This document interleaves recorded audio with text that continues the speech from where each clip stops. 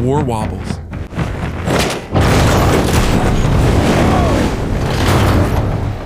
Before the invention of the modern gun, there were weapons capable of breaking down walls and terrifying entire armies, using only medieval engineering.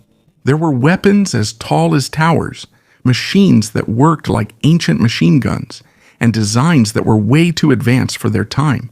In this video, we'll learn about the 10 medieval weapons that changed the history of warfare. Before we start, please like this video and subscribe. This means a lot to us content creators. Thank you. And now let's get started. Ribaldikin. At first glance, this just looks like a row of small cannons placed side by side. But for the soldiers of that time, its effect was something else entirely. According to historical records from France and England during the time of the 100 Years' War, this kind of weapon was used to defend narrow passages, castle gates, and places where attacking infantry were packed tightly together. This was not yet like a machine gun. We're still far from that. Usually, each of its metal barrels was manually loaded with gunpowder and metal bullets. When ready, the touch holes could be lit almost simultaneously to produce a deafening volley fire. And at a time when ordinary cannons were slow to reload, that was a big advantage. While the enemy was busy approaching with shields and armor, they could be met with a burst of iron even before reaching the city walls. During the Middle Ages, just the sound of gunpowder weapons was already terrifying for many soldiers and horses.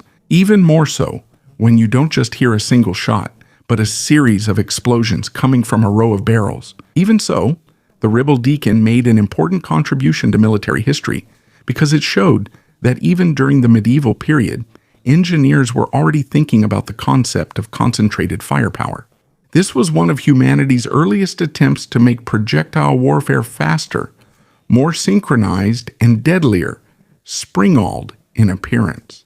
It was just like a huge crossbow, but in reality its mechanism was more complicated than that. Instead of flexible bow limbs like an ordinary bow, it used twisted ropes or animal sinew that were clamped and twisted to store a huge amount of tension energy. This is called the torsion system, the same mechanical principle that was also used in some ancient Roman siege machines. When the firing arm is pulled back using a windlass or crank mechanism, the force is stored in the rope, and when released, a long iron bolt flies at incredible speed straight to the target. And because its trajectory is straight, compared to the trebuchet, which throws stones in an arc, it can hit specific targets more easily. According to the histories of medieval warfare, it became popular in some fortified cities because it was cheaper to use than gunpowder artillery. That was important, especially during long sieges. You just needed to make sure the tension on both sides of the torsion ropes was always correct. If it's not balanced, the projectile could veer off or lose accuracy. And since natural materials were used back then, like rope and sinew, they were also affected by moisture, heat, and deterioration over time. That means the crew needed not just strength, but also precision, and it required maintenance. There are also reports from medieval chronicles that its heavy bolts could pierce through shields, and sometimes even the weaker parts of armor, depending on the distance. Over time, the Springald was gradually replaced by more powerful cannons and gunpowder artillery, but for several centuries, it was one of the smartest examples of medieval engineering, because this was before the arrival of industrialization.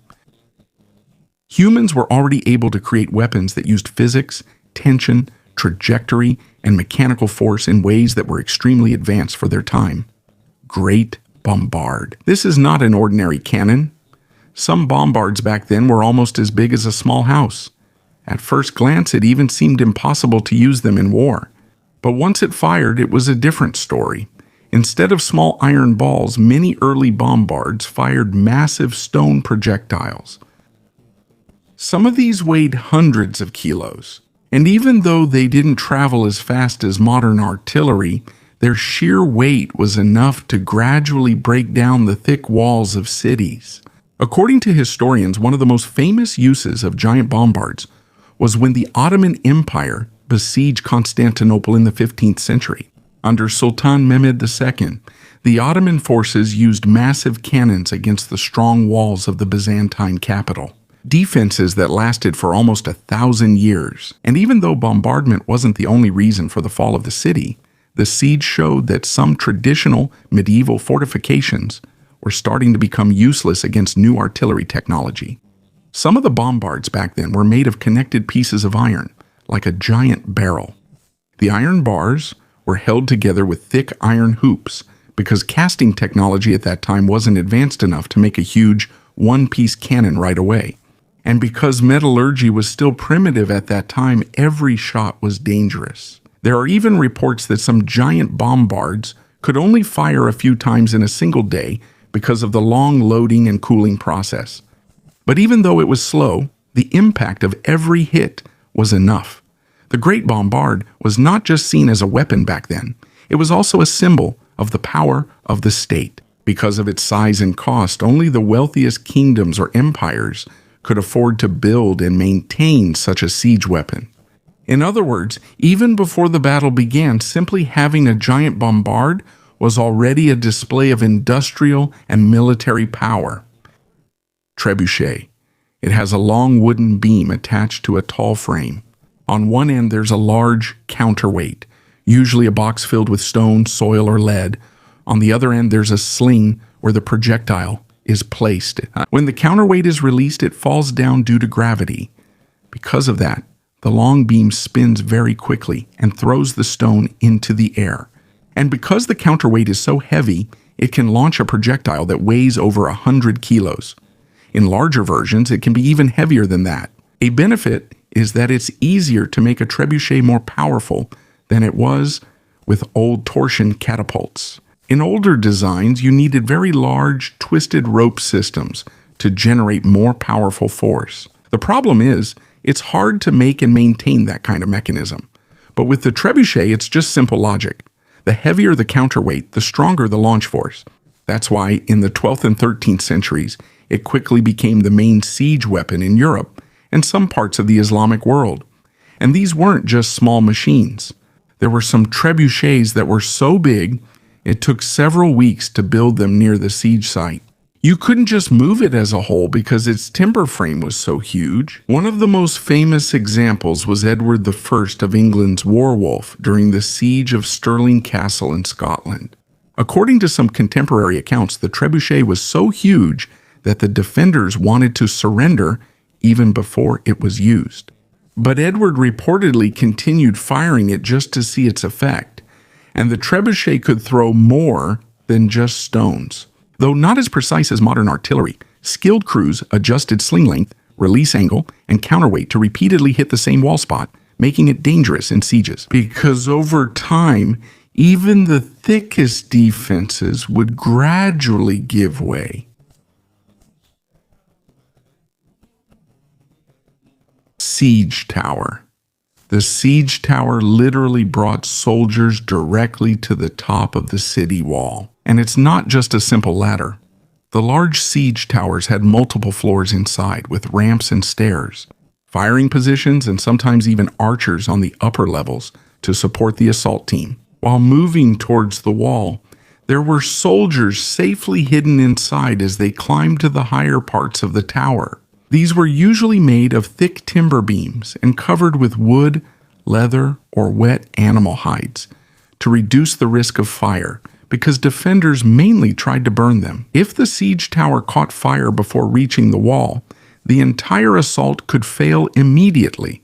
So some armies would pour water or vinegar on the leather coverings to make them less likely to catch fire when hit by flaming arrows. The tower needed to be exactly as tall or taller than the city wall. If it was too short, the assault bridge wouldn't be able to reach the enemy defenses. But if the tower was too tall, the whole structure could lose its balance. Before the siege tower could advance, they usually had to level the ground, fill in the moat, or build a temporary road so the extremely heavy structure could move forward. In some sieges, preparing the terrain took even longer than the actual attack. When it came to the actual assault, that's when things became most dangerous. During the time of the Crusades, siege towers became important for attacking the heavily fortified cities in the Middle East. According to historical accounts about the siege of Jerusalem, in the 11th century they even had to get wood from distant places because there wasn't enough timber near the city. This just shows how important siege towers were in medieval assaults, because during a time when tanks or armored vehicles didn't exist yet, this was one of the closest things to a moving armored platform. Helepolis. Its name comes from the Greek word that means taker of cities, and with its size, it's easy to understand why. Since this originated from the ancient world before the medieval era, the Helepolis became a huge influence on the siege tower designs that followed for many centuries. According to ancient records about the siege of Rhodes in the 4th century BCE, the most famous Helepolis was said to be a gigantic wheeled tower with multiple floors, filled with projectile weapons on every level. Inside it, there were staircases and fighting platforms for different crews. The lower levels usually had heavy bolt throwers or siege engines. Meanwhile, at the top, there were archers and smaller projectile weapons to attack the defenders from above.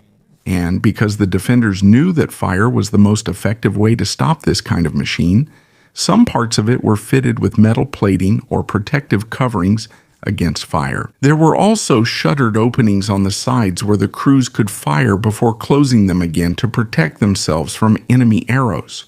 But the real challenge was moving it. The Helepolis was extremely heavy, so according to some historical accounts, hundreds or even thousands of people were needed to pull it.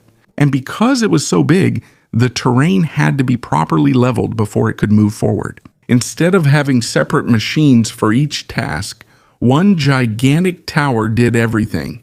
In the end, the Helepolis wasn't enough to fully conquer Rhodes because the defenders also found a way to destroy the siege works. But its name went down in history as one of the most ambitious siege machines ever made in ancient times, because it wasn't just a weapon. It was a moving engineering project that could literally change the skyline of war. Fire lances. For many historians, this is one of the most important steps in the history of warfare, because this is where the concept of handheld combat weapons began to change.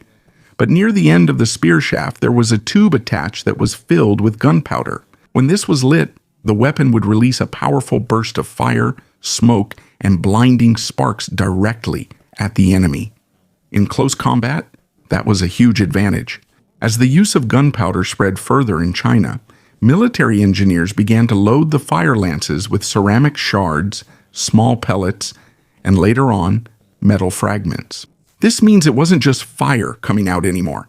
There were now projectiles hitting the target as well. And this is where the direction of the technology became clearer. The earliest versions were often made of bamboo because they were lightweight and easy to make, but that had its limitations. When too much pressure builds up, the tube can break easily. When the gunpowder effect is gone, it can still be used in normal close combat. That's why it became important during the transitional period of warfare. Soldiers back then weren't ready to give up traditional melee weapons yet. So instead of immediately replacing the old weapons, engineers first added gunpowder to the existing design. And that's the true genius of the fire lance. Repeating crossbow cart. At first glance, it just looks like a big crossbow attached to any cart. But behind its simple appearance, there's a very advanced mechanical idea for its time. The goal was not just power, but continuous projectile output. With an ordinary crossbow, each bolt has to be loaded manually before pulling the string again. That's slow, especially in the middle of battle. But with the repeating system, it uses a lever mechanism and a bolt magazine to speed up the firing cycle. As the crew pulls and pushes the lever, the string is automatically drawn, a new bolt is loaded, and the system fires on its own, like a primitive mechanical repeating weapon. According to some Chinese military texts, this type of projectile system was used for fortress defense and to protect important approach routes, especially in narrow passages where the enemy's movements are predictable. As the infantry or cavalry approaches, they can be met with successive bolts from a platform that has almost no pause in firing. And since it doesn't use gunpowder, it doesn't rely on fire or smoke like early firearms. Handheld repeating crossbows back then usually had weaker penetration than ordinary crossbows because they prioritized speed over raw power. But when the system was placed on a larger mounted platform, that problem was reduced because you could use tougher bow limbs and stronger draw systems that a single person couldn't carry. Because medieval Chinese engineers showed that they already understood the concept of feed mechanisms and repeated firing action many centuries before the arrival of industrial-age firearms. Mangonel. If the trebuchet is like a heavy wall crusher, the mangonel is faster, more flexible, and can unleash continuous projectile fire. Because of this, it became one of the most common siege engines during the medieval period. It is often mistaken for an ordinary catapult, but the mangonel has its own mechanical identity. It depends on the place and time. There are some versions that use a torsion system, twisted rope bundles that store tension energy. Others are traction-based, where the crew pulls on ropes to move the throwing arm. At the end of its long arm, there's a sling or cup where the projectile is placed. When the tension is released, the machine throws the stone in a high arc toward the enemy city or army, while large siege machines sometimes take a long time. Before larger siege machines can fire again, the mangonel is able to apply repeated pressure on the defenders. And in war, relentless bombardment is exhausting. Even if the wall doesn't give way immediately, the continuous fall of stones, fire, or debris disrupts the movement of the defenders and damages the inside of the city. If the tension of the torsion ropes is uneven, the projectile's trajectory can be thrown off. And because the ropes are affected by moisture and weather, the crew regularly adjusts the entire mechanism. In other words, it's not just strength that's needed here. Technical skill is also needed because this shows that in siege warfare, it's not just about a big explosion. Sometimes the real weapon is the continuous pressure that slowly breaks down the enemy's defenses and morale.